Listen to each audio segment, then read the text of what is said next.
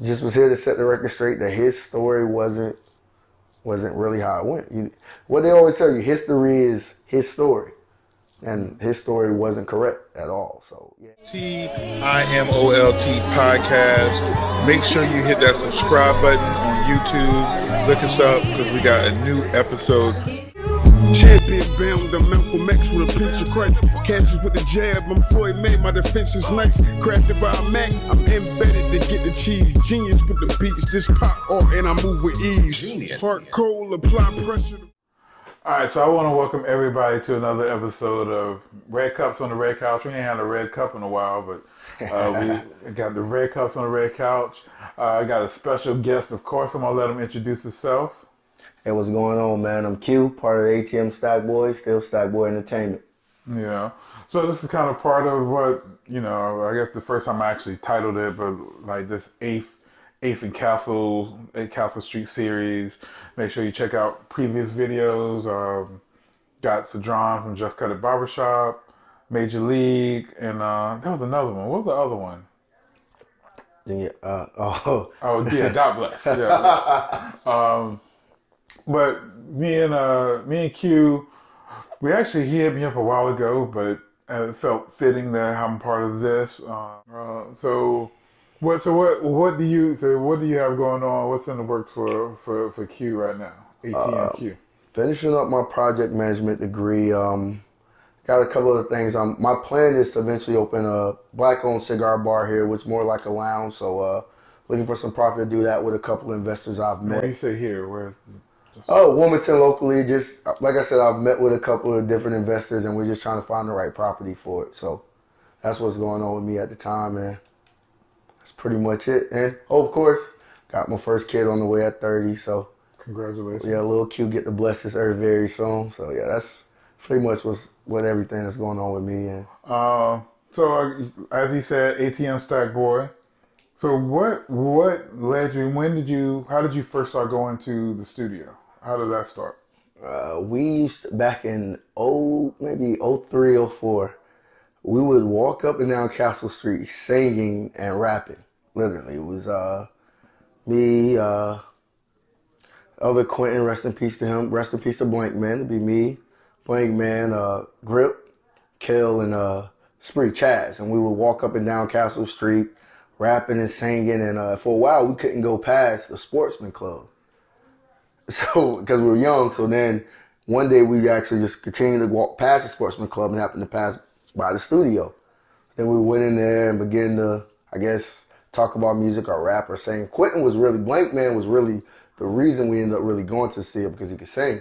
He was a terrific singer. So went in there, began to sing, and Kel and Grip knew Duran from Hanover, I believe, if I'm not mistaken. They knew Duran from Hanover. Mm-hmm. So we went up there that day, and I believe Quentin sung for Sean, and as far as I remember, we started going every day after that. It was like on a Saturday, because we would usually go to midnight basketball. There was no midnight basketball, so we just would do what we do any other time, walk up and down Cal Street singing, what was the song? Singing or making up rap verses to, what was it? The H-Town Knocking the Boots, because that was Quentin's favorite song. He was singing, and Chaz would chime in, and everybody else would come up with little corny verses and just walk up and down Castle Street from 15th and Castle all the way up to 12th by my grandparents' house, and then we eventually made up the 8th to the studio.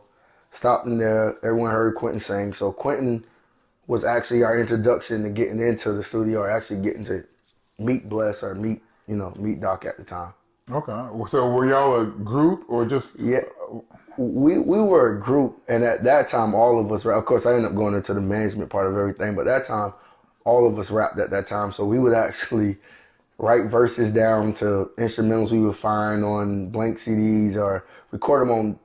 I remember we had Kel had a machine that we would record on, I guess something you can dub yourself. Mm-hmm. But the mic was broke, so you would have to lay back on the bed, just horrible stuff. But yeah, we were a group, but we didn't have a name. We were just kids trying music and trying sports, whatever way that we were gonna get in the door. Okay, and then So what was next after? So you said there was Quentin, aka Blank Man, rest in peace. He was kind of like the first. So did he record songs with? Did he record, or did y'all record any songs at that time with Sean or Deron? Yeah, we began to go up there every day. I can't remember exactly. I want to give the credit to the YBG name to Deron and Kels, I believe. I think. Now, I'm not sure if Sean came up with the name, but I want to say it was Kel or Deron. One of them had the YBG written on like their notepad. I do remember them having written on their notepad, and I believe that's where the name came from. And I want to say Quentin was the first one to record. Quentin was the first one to record there with Deron. I can't remember the name of the song, but I believe those two were the first two to actually get in the studio together and actually make a track. Was those two. And how old were y'all around this time? I was 13. The oldest person may have been 15. That may have been like Deron and Kel. Maybe Okay. Deron and Kel was 15. I was 13. I believe Quentin, Chaz and Quentin may have been 13 going on 14 because I had just turned 13. And I believe Tone was 14 at the time. So no one was older than 15. And Tone is Grip. Grip, I'm sorry, yeah, Grip. You're switching names up. My fault. I'm Grip is Tone. Yeah, all right, I'll keep it the same. And so you didn't know Deron at the time. So how did that lead to, was the next thing like YBGs? Because you mentioned that. YBG was the next thing after that because at that point, they were already in high school and I was beginning to enter high school. So it was my 8th grade year. It was my 8th grade year, the summer of me being in 8th grade. I was on my way to high school. Then Chaz came over to Hanover.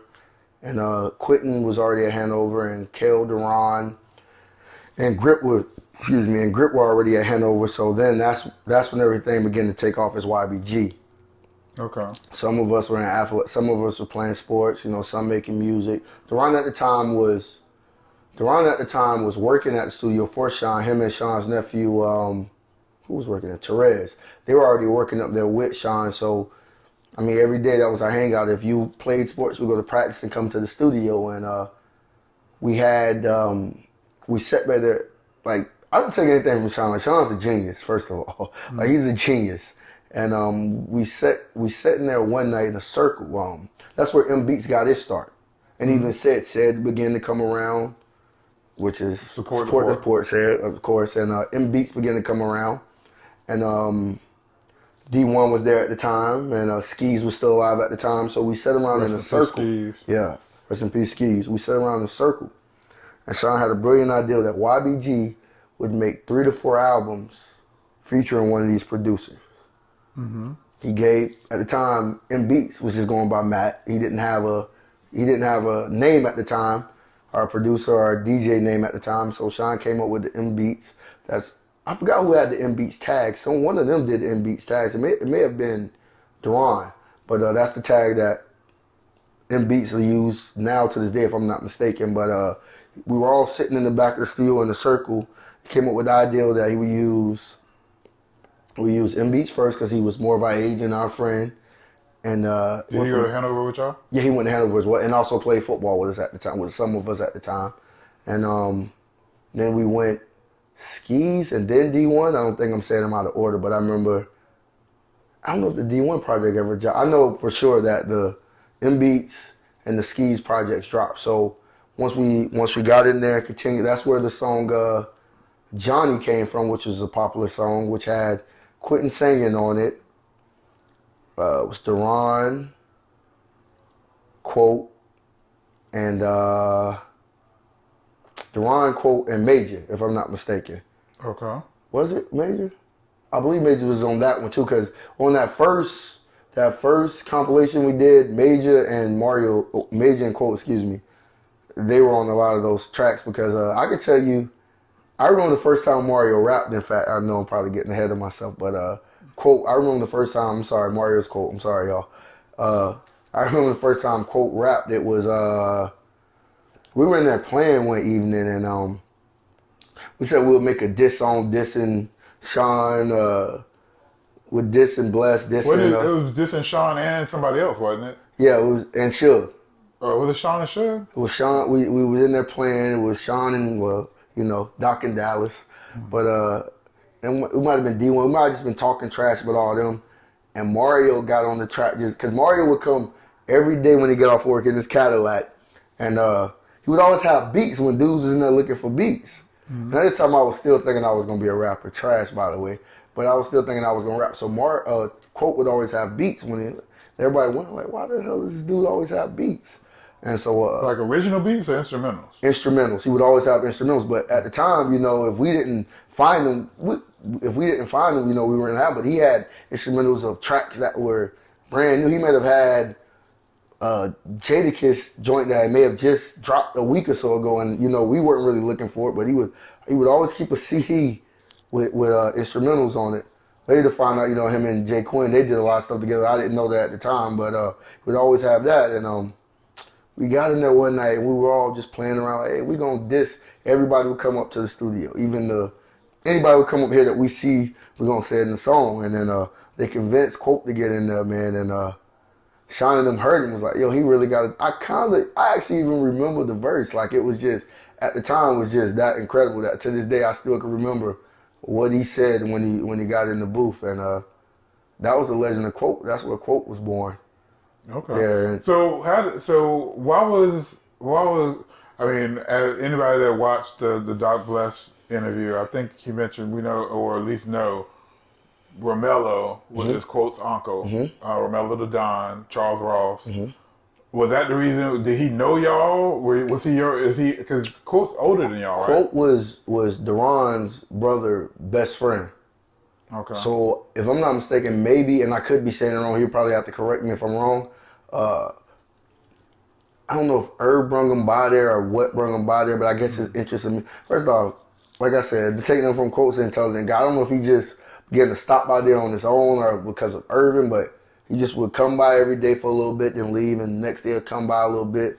Very quiet, observe the whole room, see what's going on, and then, our relationship with him. And then at that time, we're younger, so we got a friend that's 18 that's driving, so it's like, okay, he cool. We may need a ride to go, you know what I'm saying? But whole time he was observing what was going on and, kind of taking it all in. Taking it all in, man. And he wasn't YBG or anything at that time, and we had already become YBG, but I think we hadn't sat down and talked about the whole album with every DJ that was, or every producer, that was in the studio.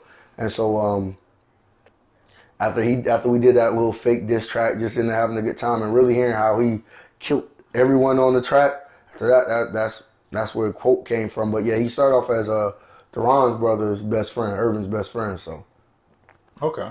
Yeah. And Duran is Bless's cousin. Yeah, his cousin. Okay, and that was working at the studio. Yeah. That knew Kells. That knew Kells and knew Grip from high school. Okay. And I think, if I'm not mistaken, he knew Chaz as well because they went to Laney for a little bit together, if I'm not mistaken. But I didn't know Duran at the time at all. But then he was going by KYD. KYD before it became Bags. Okay. When y'all did the diss song, so was that during the M Beats mixtape, or that was just some playing around in the studio? I was playing around with the instrumental. Okay. Sean might have been going for the evening, and it was times, I think Sean knew, it was nights that we would actually stay the night in the studio. We would stay the night, we would all lie to our parents at the time or where we were living with. Yeah, we would actually stay the night in the studio, and M Beats was one of those guys that would stay, so y'all playing around at the studio, y'all found out Quote's dope. Mm-hmm. So was Quote part of YBG's when y'all did the M Beats project? He wasn't any of those compilations we did. He wasn't a part of them. It was just YBG featuring Quote on all of them. So it was just if you ever seen a picture of any of like the CD covers, or if you still have one, it was always YBG featuring Quote. So he wasn't a part of. He was always a solo act. We were just YBG featuring Quote every time. If you looked at the album cover, I always say featuring Quote at the bottom. Okay. So by the time when y'all did the first M Beats project, who was actually in YBG's? We first did the original project. It was Deron, who went by KYD at the time. He was the front runner at the time. He was the guy that Sean was already grooming to push him before we got there. It was him. It was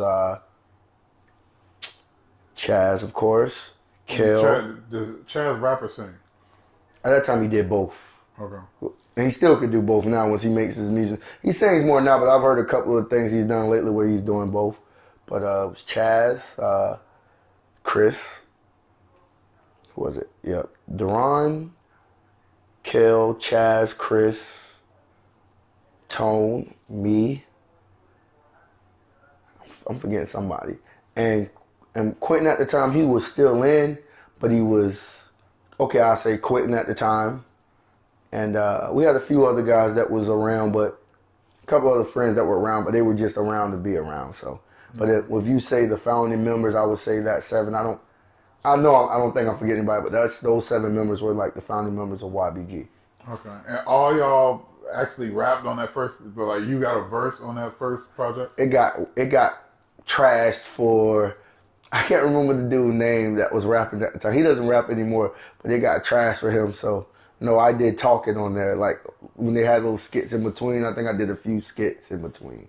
Okay. But by that time, Sean, at that time, that's why I said Sean's a genius, because I guess he knew the business aspect of it, that I was going to go that route. So he began to show me other things of how printing up the CDs would work, how much it would cost to get these many blanks, how much it would cost to put the label on them, how many man hours it would take. So by that time, I was kind of transitioning into the business role of it. So a couple of things where I'm talking on the tracks was pretty much all I did. Okay.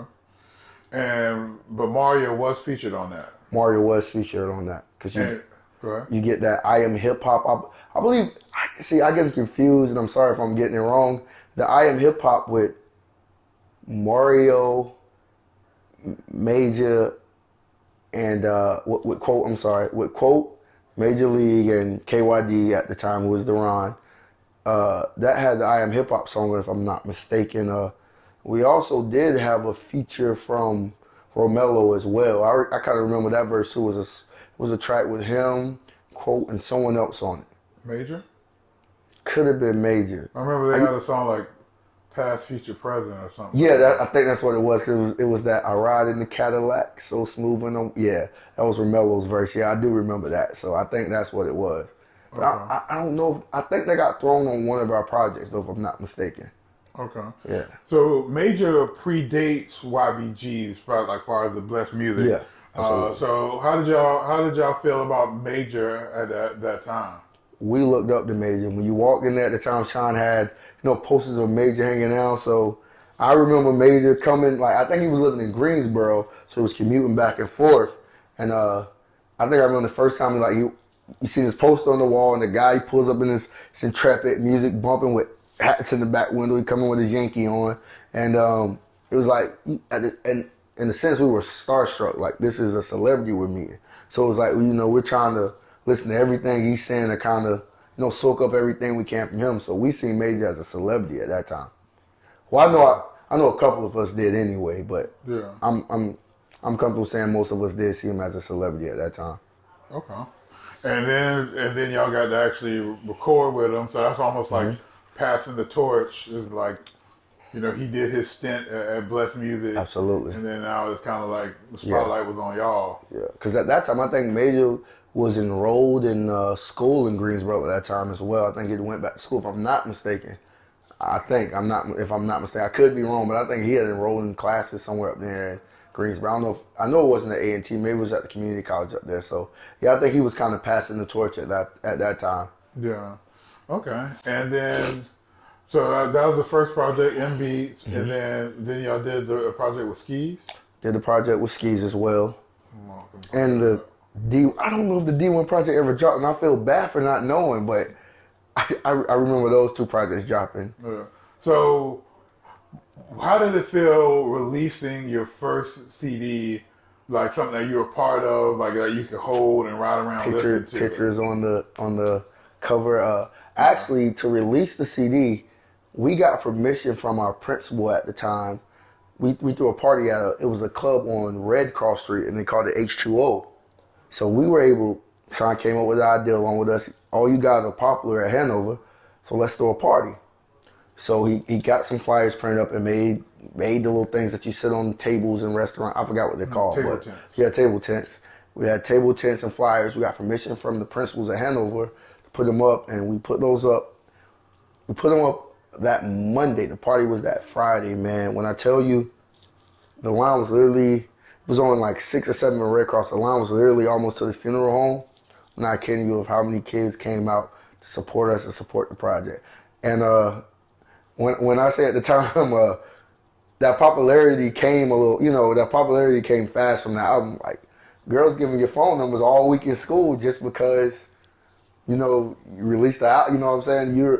It's a post up of you and your friends all around the school. Something that hasn't, from my knowledge, hadn't been done during that time. Maybe early 90s or 80s, someone may have been doing it. But during my 4 years of high school, or during those guys' 4 years in high school, had never been done. So at that time, like, we did something that it hasn't been done to this day, where we actually were able to promote the album at school and also promote a party at the same time. So you're saying these kids are spending $5 on this CD because everybody wants it, and another 10 to get in the party. So you're talking $15. Maybe 100 people come to those same 100 people may have came to the party, or more people may have came to the party. Some just have bought the album. So that time we were kind of rock stars in high school. And as we looked at it, we're rock stars in high school, Yeah. So, and at this time, what grade were you in? Freshman still. Oh wow! I was so a freshman. Freshman It's year. my freshman year. Yeah, because you were just coming from Middle school. Middle Yeah, school. this They were already in high school. Mm-hmm. And then so did that trickle down to you? Because you wasn't like just the skits. Did you still get some of the benefits? Yeah, I was of on that? the cover. Oh.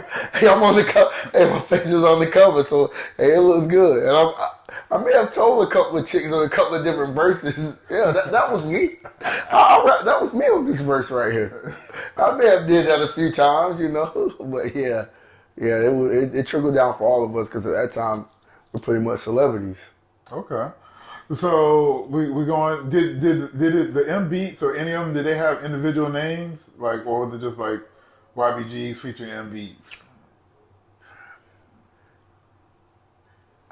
I forgot how it was worded, but but their face.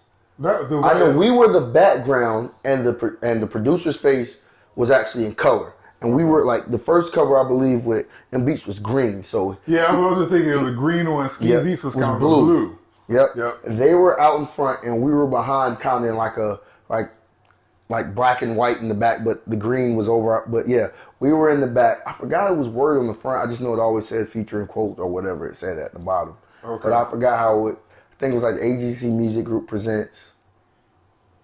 I forgot exactly how it was worded, but it had M Beats or Skis or D1, whichever one we put out at that time, and their name, our group name, and featuring whoever. Okay. So it sounds like the M Beats was at least as y'all perceived, a success. Absolutely. So how did y'all take that energy to roll into the next project? The difference with M Beats, he was still growing up with us, so it may have been Skis helping him sometimes, with D1 helping him, or Sean telling him, oh, hey, you need to probably add this or do this. With Skis was so dope that Skis just came with everything. Skis just came with it. It wasn't much coaching when it came to the Skis project, because Skis his beats are just incredible to me. Yeah. I mean, I remember coming to some of your events and him in those beat battles, and it was just like amazing that this guy with big pants on, a cigarette in his mouth, making you laugh, is going to get up here and kill this beat battle at the time. So the Skis project was, I think, a little easier. It was a little easier because he understood music, and Beats at the time didn't understand music and producing. So Sean had to stay. Sean was over his shoulder a lot and doing a lot of coaching. With with Skis, didn't have that much coaching because Skis kind of knew what he was doing. So, he did know what he was doing. So that project was a lot easier to complete than the M Beats project was. And by then, everyone had defined roles of who was who. Mario had more features. By that time, I knew I wasn't a rapper. And by that time, Quentin began to phase off. Blankman began to phase off and do his own thing at that time. And, so we kind of, the first I would say the first album put us out there. The second one kind of proved who we were at the time. Kind of showed who we were at the time, and we got there. We sold CDs, continued to throw parties or whatever if we could, but. All right, and so we're not 100% sure if the D1 project ever came out. I'm not 100% sure, and I know that sounds bad to say, but I believe the D1 project was in the works when everything went, when everything went left. Okay. And so what does YBG stand for? Young but grinding. Young but grinding. So where does Z come from? Where did that come from? The Z. The, Isn't it Young YBGs? No, it was just YBG. I don't know why people added the Z, but yeah, it was just YBG. Okay. It was just YBG. Somebody might have added that for it to be cool, but yeah, it was just YBG, Young but grinding. Okay. So right now, so you got some of the original members of YBG starting to fall off. At the time, Duran was the forefront of YBG.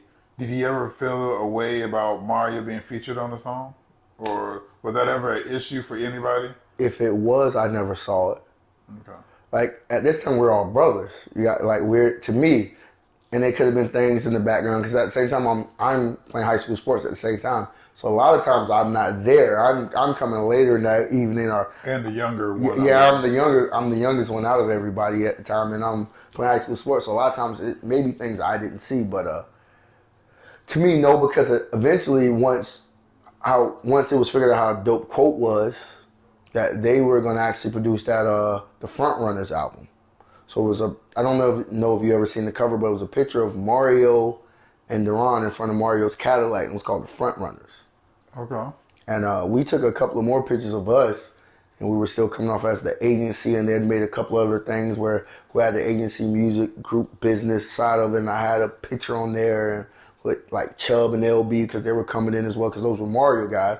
So they began to come to the studio as well, and they began to be a part of the YBG movement as well. These were all Duran's brother, Irvin's friends, so they all became part of the YBG or the agency music group family as well. Okay. And then, so how did the YBG go to, I guess, the front runner? How did that become or evolve into ATM? From my knowledge, a couple of guys seeing things begin to go left, and Mario you would have to really talk to Colt about that part of it, but I do remember him one day saying, he was going to transition to this ATM, us being ATM, addicted to money, and guys began to kind of change their handles on MySpace at the time, and things began to trickle down, and it just kind of, not personal business I'm going to put out there, but kind of the way Sean put it, it didn't really go that way. It was a bad argument between me and Sean, and I got Duran involved in it, and some things were said between us three. Next day, we didn't think anything about it. We continued. We were on, because I'm from Castle Street, so we were down there at my grandmother's house. We had a couple of peas in the house, so we'd all take our turns on MySpace or whatever. My grandparents were never home, so that was our hangout, play video games. So we were just at my grandparents' house one day. He passed by in that green van, didn't look at us. Tom Quote was still going up there. And I think a couple of days later, and at that time, by this time, Juju was a part of the YBG group. He had begun to come around. Him and Wayne and Juice, a couple of other guys said, all those guys were coming around all the time now. And a couple of those guys were still going up there to the studio, going by to see Doc West at the time. And Duran was still working up there, right? No, by this time, Duran had quit, if I'm not mistaken. I don't think he fired Duran. I think Duran. Either way, something happened with him and Duran. You have to speak to one of them on that. But by the time we stopped going up there, Duran wasn't working there anymore, I don't think. I don't know if he let Duran go or Duran quit. Okay. But all I know is Quote told us that all the music was erased. And it wasn't because of the motivation. So let's back up so people know. So right now you're talking about in response to the blessing. Mm-hmm. So one, I guess give your what led up to it. Yeah, just give so people know what people. Okay, people so know we're YBG at the time. Mario used to frequent Atlanta all the time because his uncle moved down there. So we decided to start going to Atlanta, and by this time, if I'm not mistaken, And this is as YBG. That's YBG. We were going to Atlanta, and we had a see. We had a CD with music on it. How the whole Grand Hustle thing happened was, I think Mario Googled it or something, but we actually jumped the fence to the Grand Hustle building. It was Sunday, nobody's there. We jumped the fence and we put CDs everywhere. They had rap vans in the back. We put them on there. You can actually look through the window. At that time, we seen like the platinum plaques from Bow Wow's album, because T.I. helped write most of Bow Wow's album at that time. I can't remember the album, but you had like platinum plaques all over the wall. But you could look through the window and see they had rap vans in the back. So we jumped the fence. I remember because it was down the street from Burlington Coat Factory for some odd reason. I remember that. We jumped the fence and we put CDs everywhere on that Sunday. After that, they got in contact with Mario. With Quote. They got in contact with Quote, and them and a few other people got in contact with them. And we had met some other guy named Rock as well through, I don't know if it was through Big D or someone from the radio station, but they met a guy. You remember Rock? He was doing like the 5-point system. He was a guy out of Texas. 5-point system to get your album or get you a record deal or whatever. He was working with Beyonce at the time. He was trying to put launch his own label. So we met with him as well, and he kind of explained things with us. When we met with him, Sean wasn't in town, but Suge was there at the time.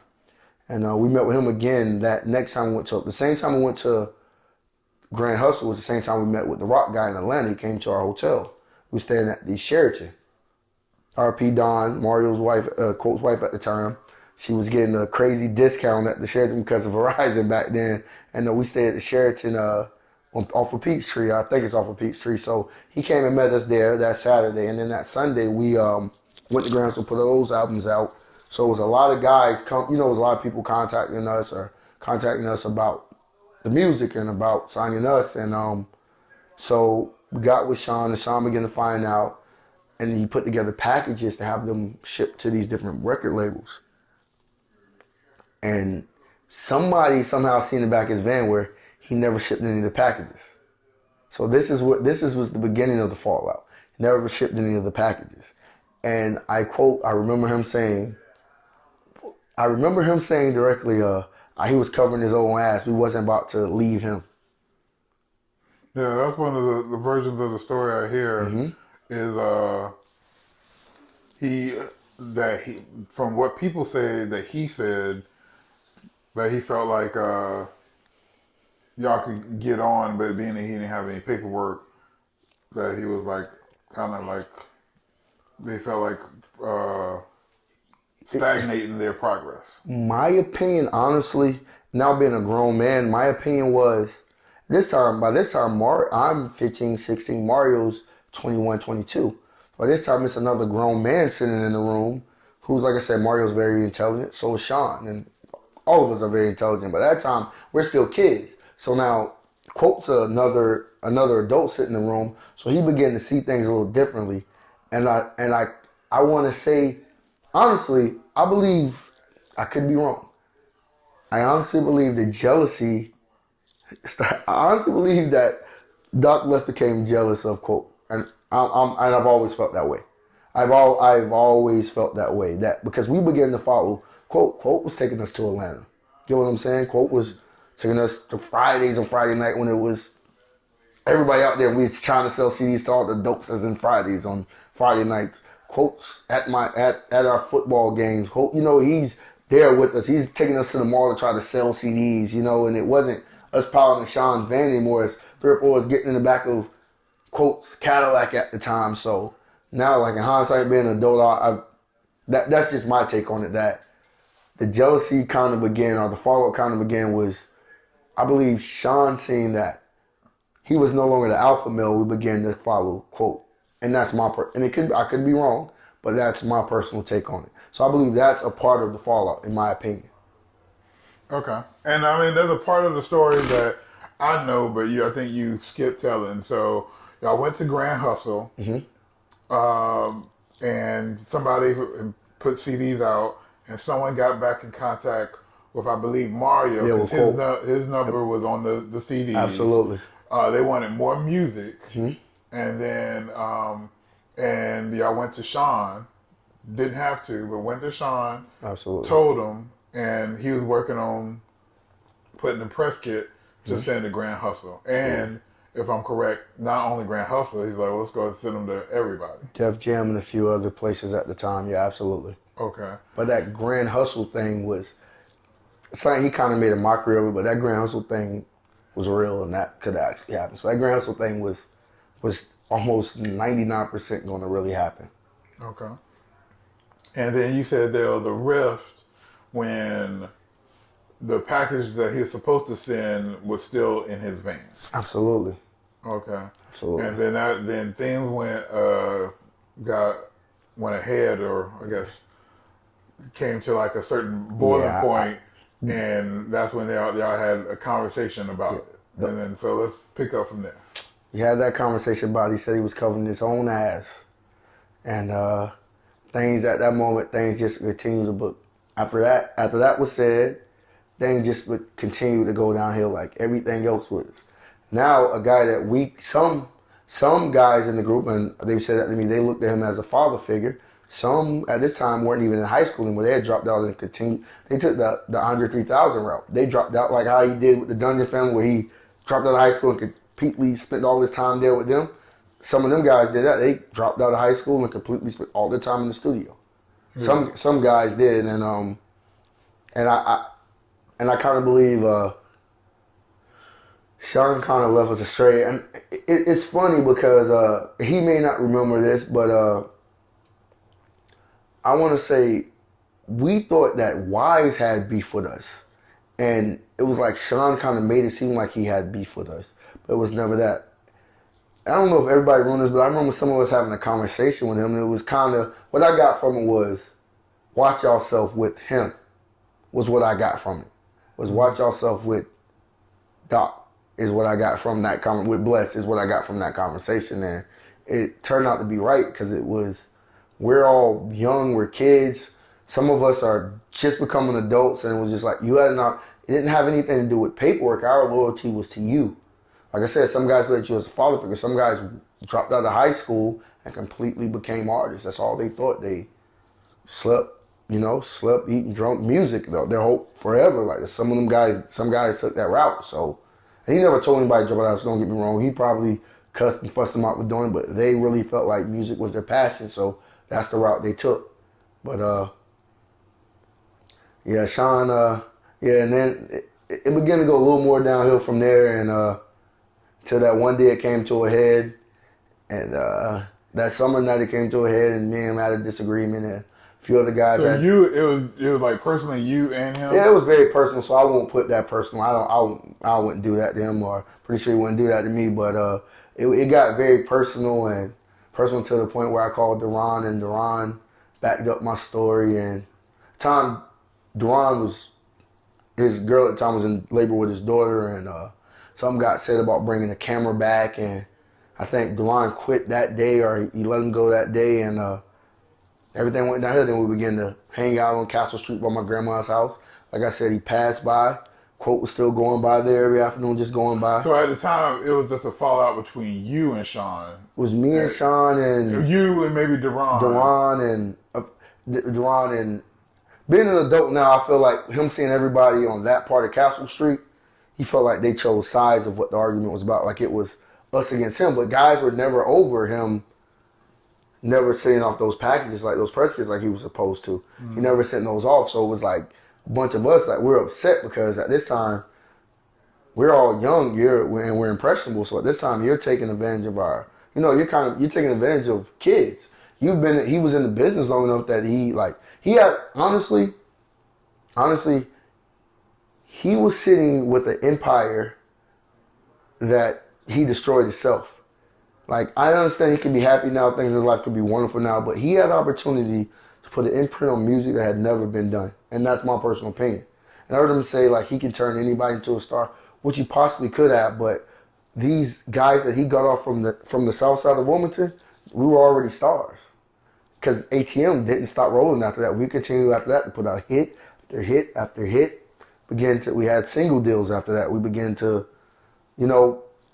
host parties and be featured like I'm not jumping ahead, am I? No, go ahead. Okay, and you gotta look at it like Quote did the Nasty Song remix a little. I read that the what is the name of the Charlemagne the God book? Which one? Mind playing tricks on me? No, the other book. Oh, I can't remember. The Well, we all kind of yeah. so. Let's back up. How did this? So when did it shift from YBGs to ATM? Before we actually left the studio, and I believe after guys found out about the press kits never being sent off, that Mario had already come up with the ATM name. Like I think he'd already, so things began to transition to ATM after that. But we were still going to the studio at that point. At this time, we're not young but grinding. I'm 16 on 17. Most of these guys are 18, 19, 20, 21. So now the age gap is we're no longer young but grinding. We're all getting to another point now where some guys are going. I'm in 11th grade going to 12th grade. Most of these guys are graduating that summer that all this happened. The rest of these guys are already out of high school completely. So you would have to speak to Mario about that, but I'm quite sure that it happened once everything was found in the back of his van. Yeah, I mean for y'all, like Yeah. not just like when did y'all like you switch from being a YBG?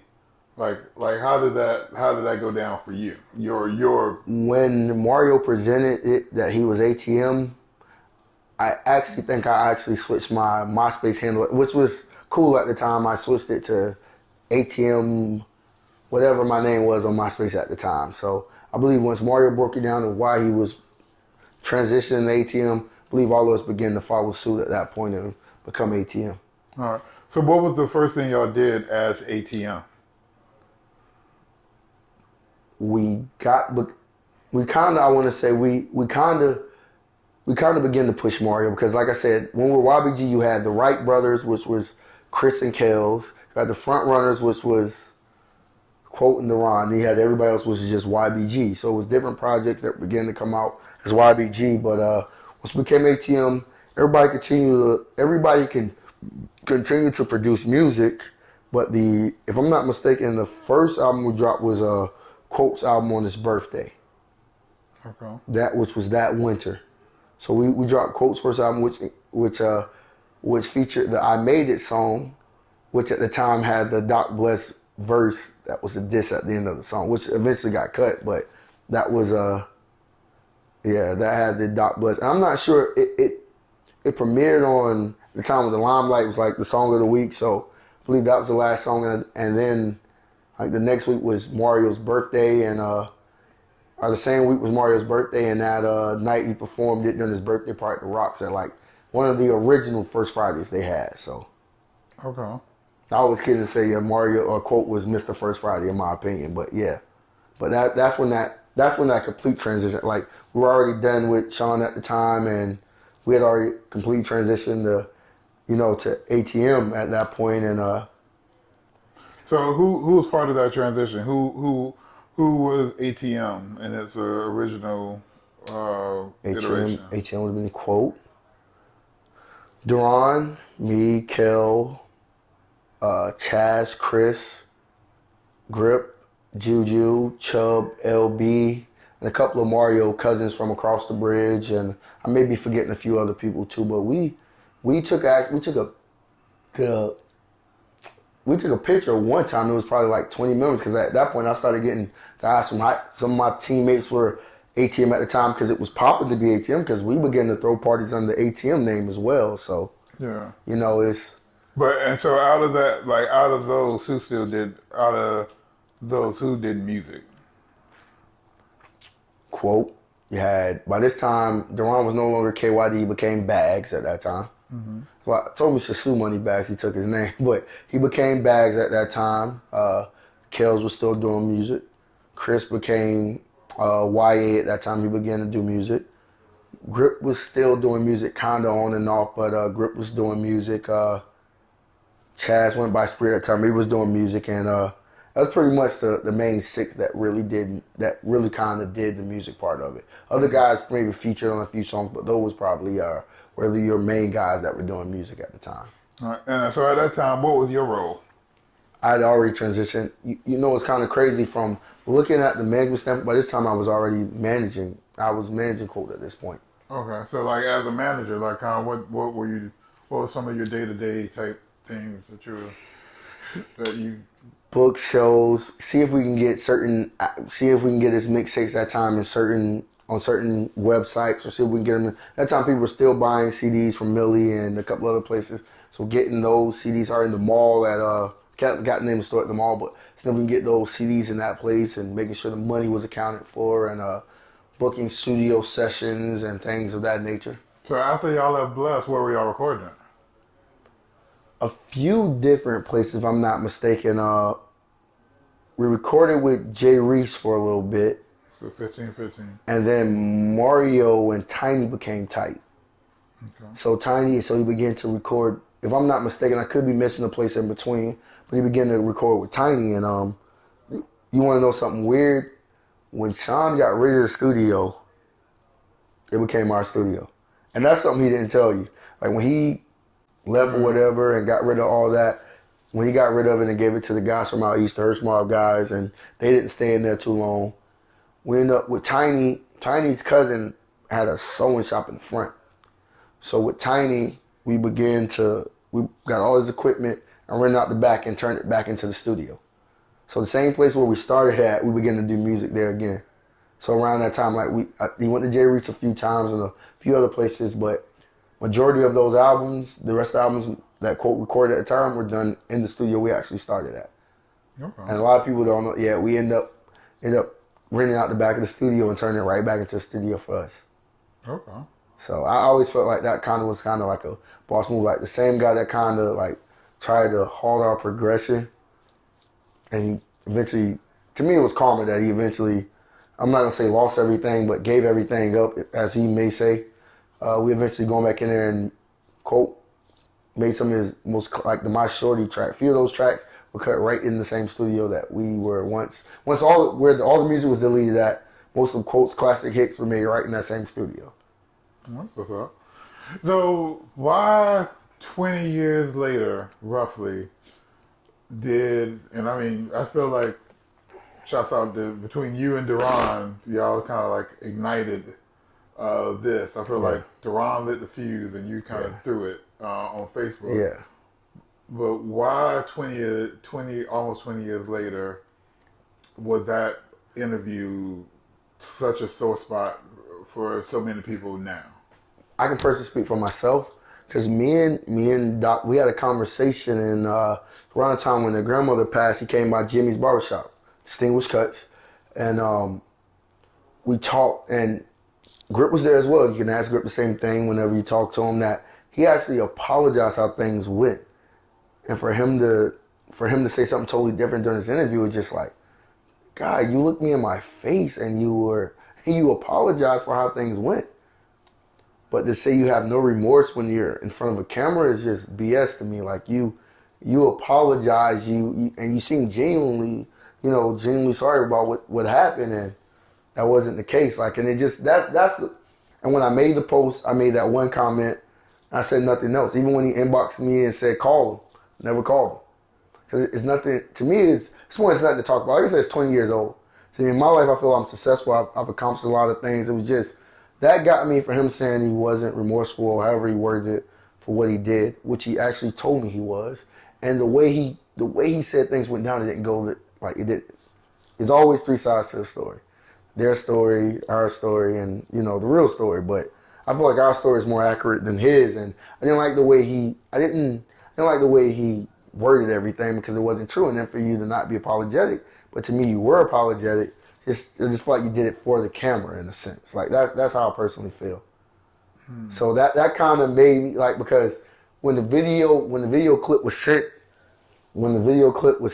I looked at it as like, and like I said, it was guys like Rock, and then Rock is also a rapper. And I'm sorry, I forgot to mention Rock, but Rock came years later, and it was another guy. We left Rock's his engagement party, and next morning we all talking. So Juju was like, "Hey, y'all, everybody up? Everybody all right? Yeah." So he sent that clip So I'm like, well, let me go watch the whole interview. And I watched the whole interview and it was just like, when we get to that part, it disturbed my spirit where I had to go on Facebook and at you and say something because it was just like, no, this isn't how it went. This isn't. And I was also offended by the dumb counselor comment because you dealt with a bunch of guys, and I look at the entire YBG and the guys who also came later on that every guy is successful. Every guy is successful in what they're doing. Some guys own their own business. Some guys eventually got their degrees. Some guys, everyone did something, and they're all successful. And I look at it, it was like, to me, his karma was you had a chance. Like I said, he had a chance to be something great, and he because of his own ego, arrogance, we never became what we should have became. But just was here to set the record straight that his story wasn't really how it went. What they always tell you, history is his story, and his story wasn't correct at all. So yeah, it wasn't. Just a lot of details left out of there. And like I said, a lot of personal things I'm gonna leave out for respect of him, myself, and Deron. But it did not go the way he said. He didn't delete the music because he was tired of us. He didn't delete the music because he had to push us. I'm not. We sat on the corner, 8th and Castle, and made at least $600 one day selling $500 CD. $5 CDs, and we did it all day long. And it wasn't that he had to tell us, "Oh, get out and do this, get out and do that." We decided to do it. And a lot of times you say guys were lazy. No, a lot of those guys wanted to record music. They didn't want to, at the time they didn't have the grind to sell CDs. They weren't just sitting around the studio watching this TV. They were actually back there recording music or writing verses to songs. There's at one point, I'm not kidding you, guys were in the back writing, guys were in the middle room writing, guys were in the front writing. 3 different beats going on in all 3 rooms. And guys are writing to all these 3 different beats. You know what I'm saying? So the grind was there. Like I said, sometimes we stayed a night in the studio without him even being there, recording, making music. And I just feel like he downplayed what we were and what we meant to the city. And I see a lot of people, a lot of younger guys or a lot of other music groups or movements in the area, they don't know who we are, so they can't pay homage. So I don't really look at it like that. But to me, I feel like we broke a lot of barriers when it came to music in Wilmington. And without paying homage to, Romello and all those other guys, because that was before my time, but I feel like in the early 2000s and mid 2000s, whenever we had that wave, it never stopped. Like, you got to think about it. When he supposedly erased the music because he was upset, we continued to roll. He didn't continue to roll, we continued to roll. He didn't continue to roll. He wasn't known as, people weren't going to find Doc Bless, but handling Colts affairs, people were calling to get features and paying for features. People were calling, what were their name? Air Candy, Air Candy Entertainment at the time. 40 was reaching out to me to book Mario, how much to get him to do this. So yeah, Sean's story was never accurate. And so, looking at some of the responses on from your Facebook comment or whatever, do you feel like some people might still need healing from that, or do you feel like there's a conversation that need to be had between different parties or all parties? Time heals all wounds, and I believe it do. I believe it does need to happen that way. I believe one day if everyone could sit down in the same room and we all discuss what the differences are, and if the truth can be told between all parties, then that'll be the healing that some guys need, and or just maybe agree to disagree. Also that as well, like and that may have to happen. Like I said, to me, my life's been great outside of it. I don't have any bad blood towards Doc Bless, but it was just I didn't like the way he said things, and to be apologetic to me and Grip when he see us and have another story during your podcast I didn't agree with that at all, because that was my whole reason of saying something. I see a lot of guys and I see a lot of people on his statuses. Actually, I wrote a long status. I'm not gonna lie. When I seen his status, I wrote a long status because I seen people, they're like, we know what you did for them, bro. And it's just like, deep down inside, I want to say, yo, shut the fuck. If it started with shut the fuck up, because you wasn't there. You wasn't a part of this. You don't know any damn thing. You came in there and bought T-shirts and fucking $5 CDs, and you wasn't a part of any of this. Like, so you can't comment on something you knew nothing about. You thought you knew everything about it, but you knew nothing. You knew nothing about anything we had going on.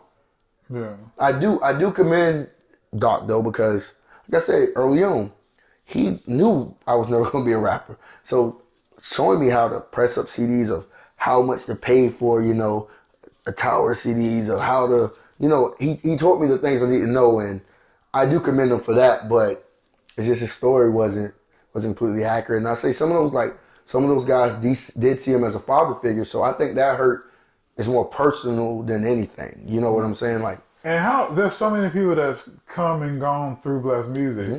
Why did, because he didn't say anybody's name, why did y'all, or you, however you want to answer that, take so offense to that? Like I said, it was the apology part. Like, you apologized to me 3 or 4 months ago, or last year sometime before COVID kicked in, and that wasn't what happened. Like, for years, everyone's been quiet about the situation. Like, heck, you were a part of, you came to Quote's wife's funeral at the time down in Atlanta. He actually hired you to make a video and do a few different things, and you actually designed the obituary and everything. So at that time, it was like, okay, without words being said, we're leaving the past in the past. But when he addressed the past, for a lot of guys, including myself, it opened up those wounds that were never healed. They were covered, but they were never healed. Okay. So, and I, like I said, some of those guys, that was their father figure to some, not me more say, but their father figure to a lot of those guys. Like, they put a lot into Sean, and like I said, I'm never gonna speak on the money because I don't know what happened to the money. I know we earned money. I don't know what was done with it. I don't know if it was used to keep lights on, which was right, or you know what I'm saying. We burned a lot of electricity and recording all the time, but we also did do our part with recording other groups when they came in there.